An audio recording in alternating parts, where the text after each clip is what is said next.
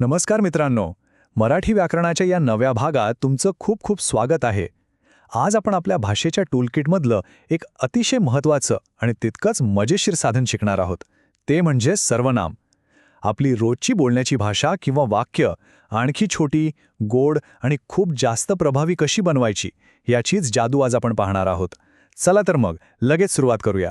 आजच्या या सादरीकरणात आपण नेमक्या कोणत्या गोष्टी पाहणार आहोत त्याची ही छोटीशी रूपरेषा. सर्वात आधी आपण सर्वनाम म्हणजे काय हे समजून घेऊ.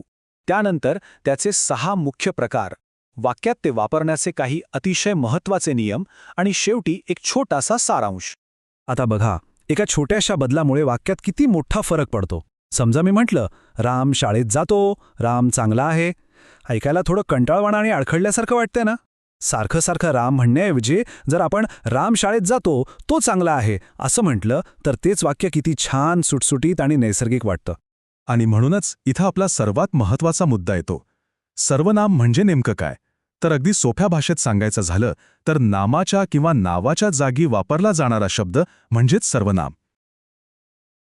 नावांची तीच पुनरावृत्ती टाळण्यासाठी आणि आपली भाषा अधिक प्रभावी करण्यासाठी आपण या भाषिक साधनाचा वापर करतो. सर्वनाम म्हणजे काय हे तर आपल्याला समजलं. आता वळूया पुढच्या टप्प्याकडे, जिथे आपण सर्वनामांचे 6 मुख्य प्रकार कोणते आहेत ते पाहणार आहोत. मराठी व्याकरणामध्ये सर्वनामांचे प्रामुख्याने हे 6 प्रकार पडतात: पुरुषवाचक, दर्शकवाचक, प्रश्नवाचक, संबंधवाचक, अनिश्चितवाचक आणि निजवाचक. ऐकायला नावे थोडी जड वाटत असतील, पण काळजी करू नका.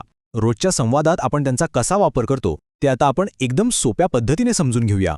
यातला पहिला आणि सर्वात जास्त वापरला जाणारा प्रकार म्हणजे पुरुषवाचक सर्वनाम. आता हे सर्वनाम आपण कोणाबद्दल बोलतोय यानुसार बदलतं. जर मी स्वतःबद्दल किंवा आपल्याबद्दल बोलत असेन तर मी किंवा आम्ही वापरतो. समोरच्या व्यक्तीशी बोलताना तू किंवा तुम्ही. आणि समजा आपण तिसऱ्याच कोणाबद्दल बोलत असू तर तो, ती, ते किंवा त्या असे शब्द वापरतो. आहे ना अगदी सोपं? पुढचा प्रकार आहे दर्शकवाचक सर्वनाम. नावातच अर्थ दडलेला आहे. एखादी जवळची किंवा दूरची वस्तू किंवा व्यक्ती दाखवण्यासाठी आपण जे शब्द वापरतो ते म्हणजे दर्शकवाचक सर्वनाम. जसं की एखादी गोष्ट जवळ असेल तर हा, ही, हे आणि दूर असेल तर तो, ती, ते. आपण बोट दाखवून जे शब्द वापरतो तेच हे सर्वनाम. आपल्या या टूलकिटमधलं तिसरं साधन म्हणजे प्रश्नवाचक सर्वनाम. हे तर तुम्हाला नक्कीच माहीत असेल, कारण याचा वापर आपण प्रश्न विचारण्यासाठी करतो. उदाहरणार्थ, तिकडे कोण उभा आहे किंवा तुझ्या हातात काय आहे. या वाक्यांमधले कोण, काय, कोणते हे शब्द म्हणजेच प्रश्नवाचक सर्वनाम. चौथा प्रकार आहे संबंधवाचक सर्वनाम.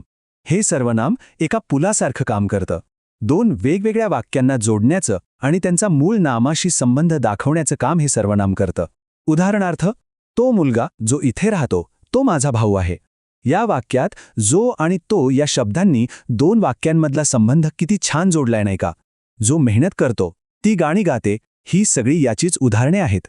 5वा प्रकार आहे अनिश्चितवाचक सर्वनाम. अनेकदा आपल्याला नेमकं कोण किंवा किती लोक आहेत हे माहीत नसतं. थोडी अनिश्चितता असते. अशा वेळी आपण एखादा, कुणीतरी, काहीतरी, सर्व किंवा प्रत्येक असे शब्द वापरतो. तिथे कुणीतरी उभा आहे, यातलं कुणीतरी हे नेमकं कोण हे सांगत नाही, म्हणूनच ते अनिश्चितवाचक. आणि या यादीतला शेवटचा 6वा प्रकार म्हणजे निजवाचक सर्वनाम. जेव्हा एखाद्या क्रियेचा परिणाम तो करणाऱ्या कर्त्यावरच म्हणजेच स्वतःवरच परत येतो तेव्हा हे वापरलं जातं. उदाहरण द्यायचं तर, हे काम मी स्वतः केलं किंवा त्याने स्वतःला दुखावून घेतलं. इथं स्वतः हा शब्द या प्रकाराचं अगदी उत्तम उदाहरण आहे. सर्वनामांचे प्रकार तर पाहिले, पण खरी गंमत पुढेच आहे. हे सर्वनाम वाक्यात वापरताना काही अतिशय महत्त्वाचे नियम पाळावे लागतात, ते आता आपण समजून घेऊया. यातला पहिला आणि सर्वात महत्त्वाचा नियम म्हणजे सर्वनामाचं लिंग आणि वचन हे त्या मूळ नामाशी तंतोतंत जुळलं पाहिजे. म्हणजे बघा, मुलगी शाळेत गेली हे स्त्रीलिंगी वाक्य ऐकायला एकदम बरोबर वाटतं, पण जर कोणी मुलगी शाळेत गेला असं म्हटलं तर ते व्याकरणदृष्ट्या पूर्णपणे चुकीचं ठरतं. त्यामुळे लिंग आणि वचनाची सांगड घालणं खूप गरजेचं आहे. दुसरा नियम आपल्या संस्कृतीशी जोडलेला आहे, तो म्हणजे आदराचा वापर. तू हे अनौपचारिक सर्वनाम आपण फक्त आपल्यापेक्षा लहान असणाऱ्यांसाठी किंवा अगदी जवळच्या मित्रांसाठीच वापरतो.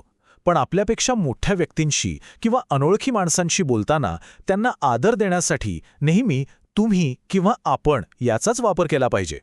भाषेमधला हा आदर खूप काही सांगून जातो.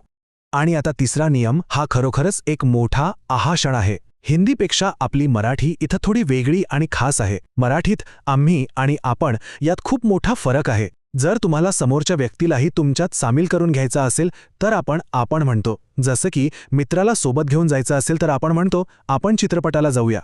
पण जर तो मित्र सोबत येणार नसेल आणि फक्त तुमचाच ग्रुप जाणार असेल तर तुम्ही म्हणता आम्ही चित्रपटाला जातोय. आहे की नाही मराठी भाषेची ही एक वेगळीच गंमत.